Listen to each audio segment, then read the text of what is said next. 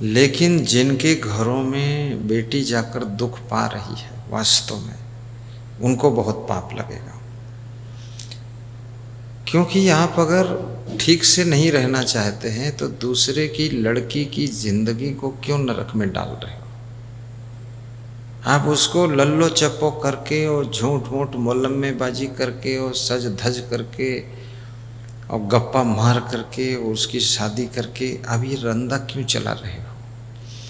आपको यही सब उपद्रव करना था तो आप अकेले करते रहते, अपना बाप बेटे झेलते रहो, उसको क्यों, उसकी जिंदगी क्यों उसमें लफड़े में डाल दिया है? कितने घरों में, अभी मैं बिहार में था तो समधी इकट्ठे हुए, लड़की का बाप और लड़के का बाप। बोले गुरुदेव समस्या है। तो हमने कहा बताओ।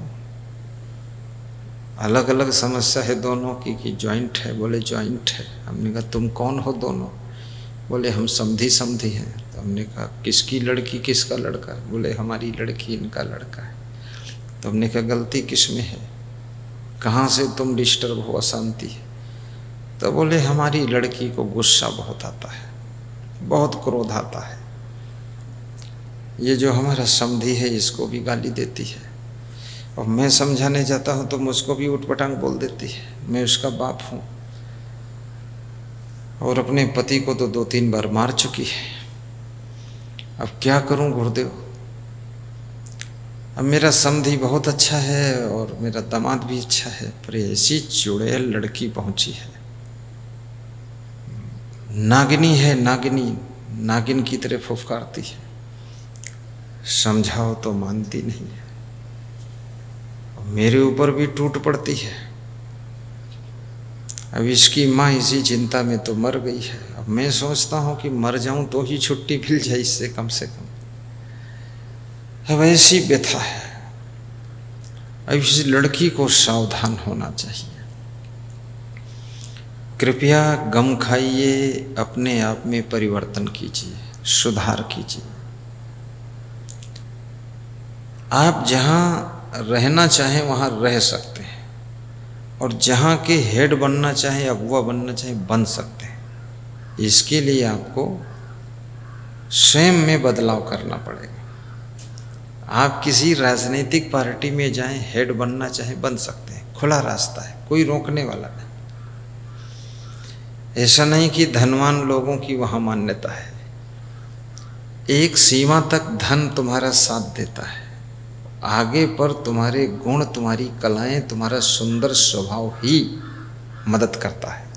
और कोई भी आपकी फैमिली का सदस्य है, वो यदि आपको गलत बोलता है, कठोर बोल देता है या आपके साथ व्यवहार गलत करता है, तो कुछ देर के बाद उसको बहुत बड़ा पछतावा भी होता है, दुख होता है, रिएक्शन होता है कि मैंने इनके साथ बहुत गलत किया है। और वो रिएक्शन जो है उसको चोट पहुंचाता है। आप अपने पिता के साथ में गलत व्यवहार करो, उसके बाद तुम्हारे मन में ग्लानि होगी। कोई दूसरा डांटे ना डांटे, अपने बेटे के साथ, पत्नी के साथ, बहू के साथ, किसी के साथ आप गलत व्यवहार करो, आपके मन में बहुत बड़ा दुख होगा कि अरे देखो हमने इतना उसको सताया, बेचारा कुछ नहीं बोला, हम कितने दुष्ट हैं। ऐसा लोगों को मैंने कहते सुना है कि हम कितने दुष्ट हैं। तो मैंने कहा जितने दुष्ट हो उतने दुष्ट हो, और कितने दुष्ट हो, जितने दुष्ट हो, तुमको तो पता है हम कितने दुष्ट हैं, फिर दूसरे से क्या पूछते हो हम कितने दुष्ट हैं? तुमको तो पता ही है। गम खाने वाले लोग चाहे राजनीति में हो, चाहे संत आश्रम में हो, चाहे घर में हो, चाहे बिजनेस में हो, वो बहुत ज़्यादा सफल होते हैं। इसलिए कहा गया है गम समान भोजन नहीं, गम के समान कोई भोजन नहीं है। भोजन तो भोजन है ही, भोजन रोटी दाल चावल सब्जी पूड़ी खीर घी शक्कर ये तो भोजन है, लेकिन गम खाना भी एक भोजन बताया गया है। ये मन का भोजन है, इससे मन को शांति मिलती, मन को तृप्ति मिलती है, मन को चैन मिलती है, मन को आनंद मिलता है गम खा लेने से। गम समान भोजन नहीं जो कोई गम को खाए। अब जो कोई गम को खाए, जो कोई गम को खाए, कौन गम खाएगा, क्यों गम खाएगा? जो जितना ज़्यादा ज्ञानी होगा, जितना ज़्यादा समझदार होगा, जितना ज़्यादा बुद्धिमान होगा, जितना ज़्यादा होशियार होगा, उतना ज़्यादा वो गम खा लेगा। क्योंकि गम वही खाता है जो समझता है कि गम नहीं खाऊंगा तो खेल सब बिगड़ जाएगा। कितनी स्त्रियां बहुत गम खा लेती घर में, सब बहुओं की सह लेती हैं, बेटों की सह लेती हैं, पति की भी सह लेती हैं, सोचती अगर हम भी उलझ गई तो ये घर बिगड़ जाएगा। फिर तो ऐसे ही तांडव हो ही रहा है और फिर पूरा कौरव पांडव हो जाएगा। इसलिए वो गम खा लेती और कहती हैं कि अब हम ही जहर के घूंट पी लेते हैं, क्या करें। और हंसते हंसते गम खा लो। गम समान भोजन नहीं जो कोई गम को खाए, अम्बरीश गम खाइया दुर्वासा बिललाए। अम्बरीश गम खाइया, कितनी बड़ी बात है। अम्बरीश ने भी गम खाया था और दुर्वासा जी बिलबिला रहे थे, उन्होंने गम नहीं खाया था। कहे नारद क्यों जरई भुआला, सो सब वर्ण मोसे हाला। गाइए। कहे नारद क्यों जरई भुआला। भुआला माने राजा। नारद ने कहा कि हे राजन, अग्नि में क्यों जल रहे हो? अग्नि में जलने का पूरा हाल मुझसे वर्णन करो। किस कारण से अग्नि कुंड में तुम कूद गए और जलने जा रहे हो? क्या तकलीफ है, बताओ ना। ऐसे थोड़े जलना चाहिए। देव ऋषि नारद, आग में जलने से बचाने वाला कोई महान संत हो सकता है। सारी सृष्टि काम क्रोध ईर्ष्या द्वेष की आग में जल रही है।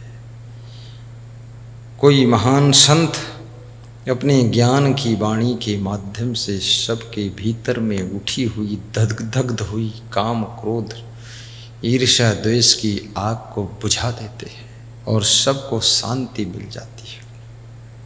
ये अग्नि जो भीतर आग लगती है, काम क्रोध की आग, ये बहुत खतरनाक आग है। ये पानी से बुझती नहीं है, ये ज्ञान की वाणी से बुझती है।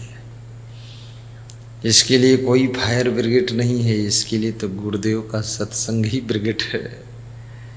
वही फायर ब्रिगेड का काम करेगा, आग बुझा देगा। हे राजा चंद्रसेन, अग्निकुंड में कूद कर तुम अपने को क्यों जला रहे हो? कारण बताओ, इसका वर्णन करो, मुझे पूरा हाल सुनो। राजा चंद्रसेन क्या कहते हैं? बोल्यो नृप गज असन न कीन्हा। गज माने हाथी।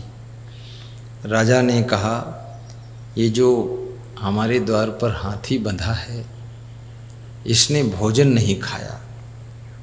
ये समस्या वहाँ से खड़ी हुई है। चारा ही खाना छोड़ दिया। हाथी का नया बच्चा था, बड़ा सुंदर था। जब इसने भोजन नहीं खाया तो मेरी जो कन्या थी, बेटी, उसने जा करके इसको चारा खिलाया। सब वैद्य आ गए, डॉक्टर आ गए, फिर भी इसकी बीमारी पकड़ में ही नहीं आए, इसने कुछ खाया ही नहीं। हम बहुत दुखी हो गए। तो फिर कन्या ने कहा कि मैं इसको चारा खिलाऊं। तो मैंने कहा, बेटी खिला दो, जब मर जाएगा तो क्या होगा। तो कन्या के हाथों से इसने चारा खाया। बस वहीं से समस्या खड़ी हुई है। बोले क्या है? बोल्यो नृप गज असन न कीन्हा। कन्या ताहि खवावै लीना। देखिए, आपकी गाय द्वार पर पली हो, भैंस पली हो, वो 2-3 दिन तक चारा ना खाए, आपको चिंता हो जाती है कि भाई क्या बीमारी है, क्या हो गया, क्यों नहीं खाती। आपकी पत्नी 2-3 दिन भोजन न खाए, बेटा 2-3 दिन भोजन न खाए, पिताजी 4-6 दिन भोजन न खाएं, दादाजी न खाएं, तो पूरे घर में चिंता पड़ जाती है कि क्यों नहीं खाते हैं, कुछ बीमार हैं कि दुखी हैं कि नाराज़ हैं कि रूठे हैं, भोजन नहीं खाएंगे, कमज़ोर हो जाएंगे, मर जाएंगे, क्या होगा। भाई डॉक्टर बुलाओ, इनको मनाओ, समझाओ, बुझाओ, क्यों नहीं खाते। इसलिए कहते हैं मन में कोई दुख भी हो तो भी भोजन खाना बंद मत कीजिए, थोड़ा खाइए और बोलना बंद मत कीजिए। सबसे बोलिए भी, बातचीत भी कीजिए, प्रेम कीजिए। जो लोग बोलचाल बंद कर देते हैं, वार्तालाप बंद कर देते हैं, उनके घर में समस्या बहुत बढ़ जाती है फिर। और जो लोग खाना पीना बंद कर देते हैं तो उनके घर का फिर समाधान हो ही नहीं पाता है। और जो लोग घर छोड़ करके बाहर कहीं भाग जाते हैं नाराज होकर के, उनका घर तो पूरा उजड़ ही जाता है। घर छोड़कर भागने से समस्या हल नहीं होगी, खाना ना खाने से समस्या हल नहीं होगी, बात ना करने से समस्या हल नहीं होगी, वार्तालाप तो जारी रहना चाहिए। बोलो नृप गज असन न कीन्हा, कन्या ताहि खवावै लीना। मैं पूछा कस दीहे खवाई। मैंने कन्या से पूछा, तूने कैसे हाथी को चारा खिला दिया? तू कोई वैद्य है बेटी? तू कोई डॉक्टर है? तूने क्या किया जो हाथी ने चारा खा लिया? 1 महीने से नहीं खाता था। तो कन्या ने कहा, कन्या कहा मोर पति आई।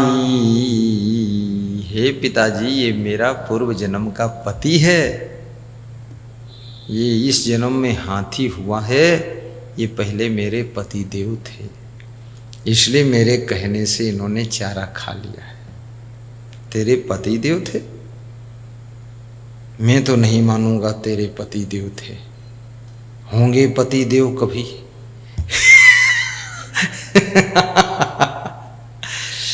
राजा बोला, ये तो विश्वास नहीं है। कन्या तासु गिरा हम सत्य न जानी। गिरा, गिरा माने वाणी। कन्या की वाणी को, कन्या की बात को मैंने सत्य नहीं समझा। मैंने सोचा ये कन्या झूठ बोल रही, फालतू बोल रही है, इसको कैसे पता चला ये मेरा पति है।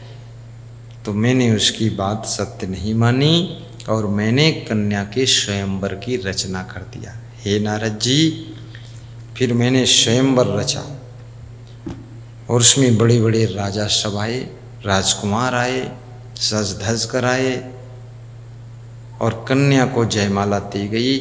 कन्या ने जयमाला राजकुमारों को न पहनाकर हाथी को पहना दिया। दोबारा फिर जयमाला दी गई, फिर इसने हाथी को पहनाया। तो सब राजकुमार उठ गए, चले गए और मेरा अपमान हो गया। समाज में चर्चा हो गई कि राजा का दामाद हाथी है, राजा की कन्या ने हाथी को अपना वर चुना है। देखो, बड़ी विचित्र बात है। कन्या वर का चुनाव करती है और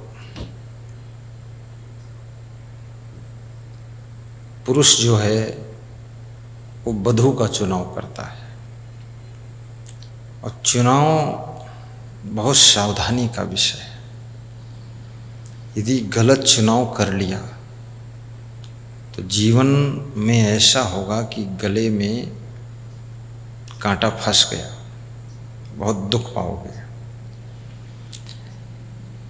तासु गिरा हम शक्ति न जानी, यत्न स्वयंवर की सब ठानी।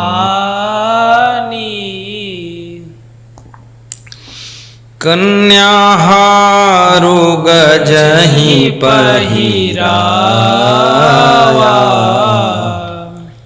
तही पाछे मैं बर खोजवा। कन्या ने हाथी के गले में हार पहनाया स्वयंवर में, तो मैंने हार को निकलवा लिया। सब राजकुमार चले गए, तब मैंने कन्या के लिए नाई और पंडित के द्वारा वर ढूंढवाया। तो वर जब ढूंढा तो इसका वर सही कोई मिला ही नहीं। गुंग पंगो अंधाधर काना, सिर्री बर्री कोढ़ी जाना। कोढ़ी मिला इसका बर, सिर्री बर्री कोढ़ी अंधा लूला लंगड़ा पंगुला, इस तरह के मिले बर। तो मेरे को बहुत असमंजस हो गया, क्या करूं अब। तो मैंने पंडितों को बुलाया, कहा कर्म विभाग निकालो, कर्म कुंडली जन्म कुंडली निकालो, देखो इसके भाग्य में क्या है बर, बेटी के भाग्य में। तो पंडितों ने कर्म विभाग निकाला। जिस कन्या बर मिला न तैसा, मिला सो आंधर पंगु अनैसा। जैसी मेरी कन्या सुंदर है, गुणवती है, ऐसा वर नहीं मिला।